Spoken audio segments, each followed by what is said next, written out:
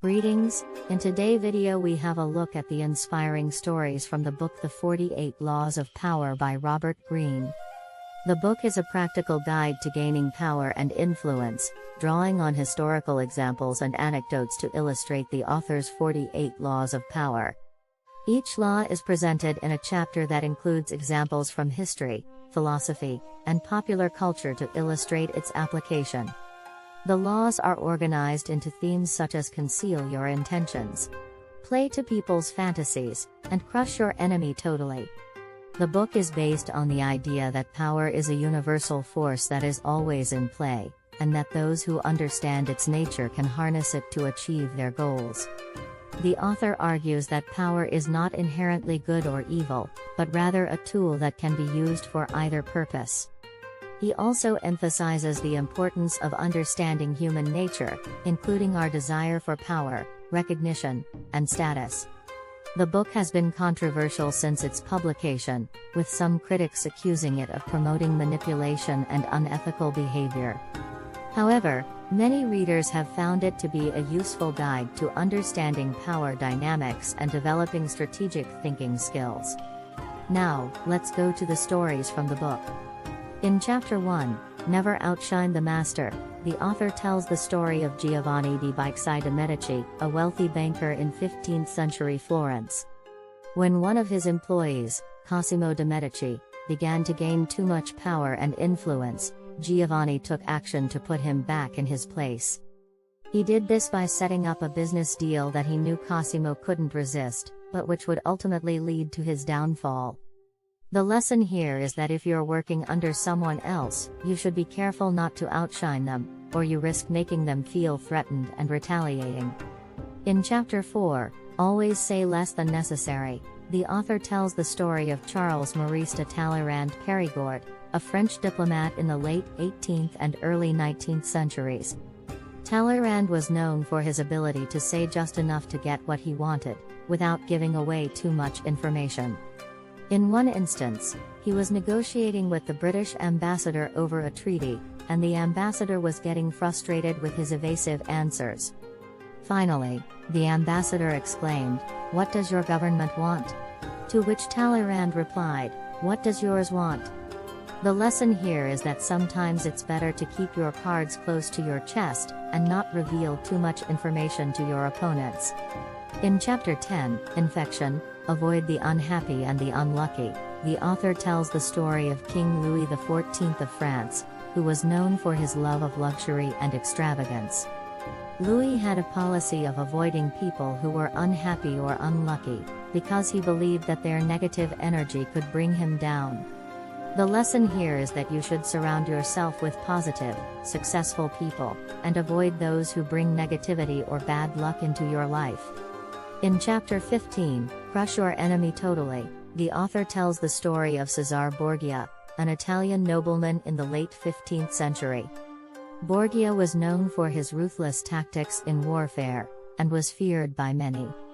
In one instance, he captured a city that had been giving him trouble, and decided to make an example of it. He had all the citizens executed, except for a few who were spared to spread the word of what had happened. The lesson here is that if you're going to take down an enemy, you should do it so thoroughly that they won't be able to recover. In Chapter 22, Use the Surrender Tactic, Transform Weakness into Power, the author tells the story of Takeda Shingen, a powerful warlord in 16th century Japan. Shingen was once attacked by a much larger army, and was outnumbered and outgunned. Rather than fighting to the death, he ordered his men to open the gates of the castle and play music, as if they were having a party. The enemy army was so confused by this display that they thought it was a trap, and retreated. The lesson here is that sometimes it's better to use a surrender tactic, and turn your weakness into a strength. In Chapter 27, Play on People's Need to Believe to Create a Cult-like Following, the author tells the story of Jim Jones, the leader of the People's Temple cult in the 1970s. Jones was able to build a following of thousands of people by playing on their need for a sense of purpose and belonging. He preached a message of social justice and equality, and convinced his followers to move with him to a compound in Guyana. In 1978, Jones ordered a mass suicide/murder of over 900 of his followers, including women and children. The lesson here is that if you're able to tap into people's deepest desires and fears, you can create a powerful following, but it's important to be careful with that power. In Chapter 33, Discover Each Man's Thumbscrew, the author tells the story of Cardinal Richelieu, a powerful figure in 17th century France. Richelieu was known for his ability to control people by finding out their weaknesses, or thumbscrews, and using them to his advantage. For example, if he discovered that a nobleman had a secret affair, he would use that information to blackmail the nobleman into doing his bidding. The lesson here is that if you're able to find out what motivates people, you can use that knowledge to control them.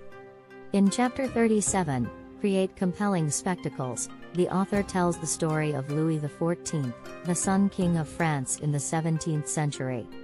Louis was known for his lavish court and his love of spectacle. He built the Palace of Versailles as a symbol of his power and wealth, and held elaborate ceremonies and festivals to entertain his subjects. The lesson here is that if you're in a position of power, it's important to create a sense of awe and wonder in your followers, in order to maintain their loyalty. In Chapter 45, Preach the Need for Change, but Never Reform Too Much at Once, the author tells the story of Mao Zedong, the leader of the Chinese Communist Party. Mao was able to gain power by convincing the Chinese people that they needed a revolution, and that he was the man to lead it. However, once he was in power, he was careful not to make too many changes too quickly, because he knew it could lead to chaos and instability. The lesson here is that if you want to make changes, you should do it gradually, and be careful not to disrupt the status quo too much. In Chapter 47, Do Not Go Past the Mark You Aimed For. In Victory, Learn When to Stop, the author tells the story of Julius Caesar, the famous Roman general and statesman. Caesar was known for his ambition and desire for power, but he was also careful not to push too far. When he was offered a crown by his supporters, he refused it, because he knew it would make him look too greedy and tyrannical. The lesson here is that if you want to be successful, you should be ambitious, but also know when to stop, and not push too far.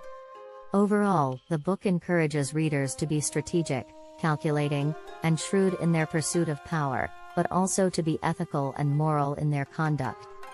The author emphasizes that while the pursuit of power is a necessary part of life, it should not come at the expense of others, or at the cost of one's own integrity. Thank you for watching this video. If you like this video, please like and subscribe, and don't forget to check my other videos.